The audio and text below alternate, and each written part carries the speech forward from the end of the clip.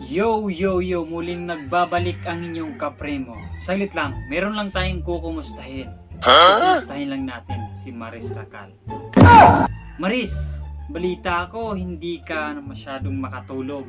Yang kasing hirap sa'yo, pinagpalit mo kasi si Rico Blanco. Ang hirap kasi sa'yo, ang hilig mo sa gwapo.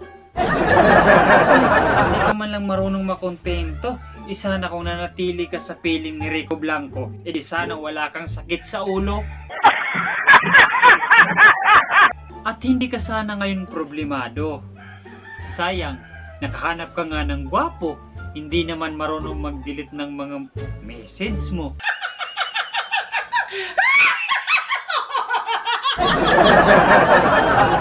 Kaya tuloy, bagsak yung karir mo.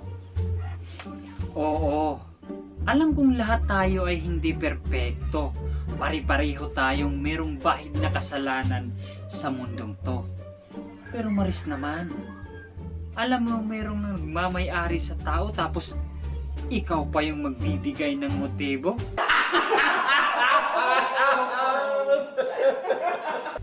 Kaya, karma is real dahil sa ginawa mo kay Rico Blanco. Alam mo, hindi ko galing manghusga ng tao. Pero sa mga screenshot na nabasa ko, kitang-kita na kung anong klase kang pagkatao.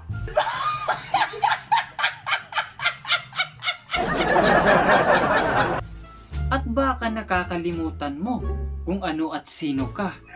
Iniidolo ka ng libu-libong Pilipino. Nice. Kaya sana isa ka sa magandang halimbawa ng mga kabataang Pilipino. Kaya sana